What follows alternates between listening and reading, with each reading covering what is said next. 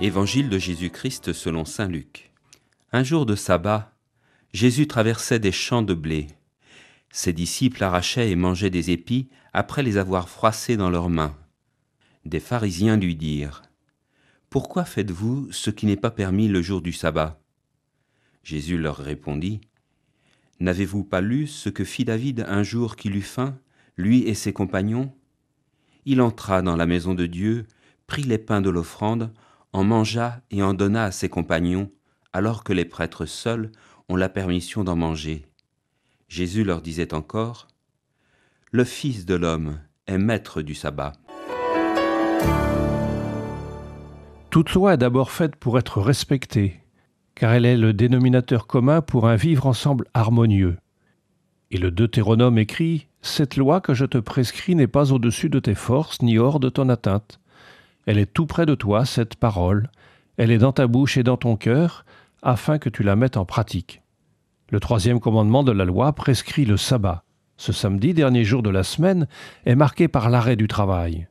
Jour de repos complet consacré à louer Dieu. Mais les autorités religieuses avaient multiplié les prescriptions à respecter. Les traditions comptaient jusqu'à 39 gestes interdits. Ils créaient par là même une nouvelle servitude. Cependant, pour un juif pieux, respecter le sabbat, c'est sacré. C'est justement ce que les pharisiens reprochent aux disciples de Jésus, ne pas respecter le sabbat selon leur point de vue. L'histoire des épis n'est qu'un prétexte. Le Deutéronome au chapitre 23 disait en effet : « Si tu traverses les moissons de ton prochain, tu pourras arracher des épis avec la main, mais tu ne porteras pas la faucille sur sa moisson. » Jésus prend donc la défense de ses disciples. Il justifie leur attitude en renvoyant au précédent du roi David, modèle de référence s'il en est un, mangeant les pains du temple réservés aux prêtres. Lui en a-t-on fait le reproche ? Mais surtout, Jésus s'affirme comme maître du sabbat, c'est-à-dire qu'il s'attribue un pouvoir que les Juifs ne reconnaissent qu'à Dieu. En s'offusquant de l'attitude des disciples, c'est Jésus qu'il cherche à discréditer.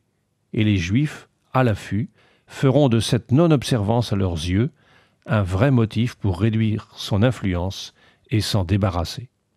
Le sabbat, c'est le jour où l'homme se consacre à Dieu, et c'est le jour où Dieu se consacre à l'homme. Il déploie toute sa miséricorde, sa tendresse. « Si le pauvre crie vers moi, je l'écouterai, car moi, je suis compatissant », cite l'Exode. Et l'Évangile nous montre à bien des reprises Jésus exerçant son pouvoir de guérison le jour du sabbat. Il vient mettre en pratique la loi de Moïse en lui donnant une force nouvelle, un esprit nouveau. Faire le bien, sauver une vie, c'est infiniment plus important à ses yeux que le respect scrupuleux d'un rite, d'une prescription. Et nous, aujourd'hui, quelle importance accordons-nous à ce temps de repos ? C'est un jour propice à la rencontre. Rencontre personnelle avec Dieu dans la prière, la louange. Rencontre communautaire dans la célébration eucharistique. Mais il se rend présent aussi dans ces visites que nous pouvons faire à un malade, une personne seule. Ce que vous avez fait au plus petit de mes frères, c'est à moi que vous l'avez fait. Un sourire, une parole apaisante, un geste délicat sont autant de manifestations de la tendresse de Dieu qui se rend proche à travers nous. Ainsi, quelles que soient nos actions, nous aurons vécu cette journée en présence de Dieu, qui se sera révélé à nous dans sa parole, dans son pain eucharistique, dans la rencontre du frère. Fais luire à nos yeux ta lumière, Seigneur, pour que nous marchions au chemin de ta loi sans aucun risque de nous égarer.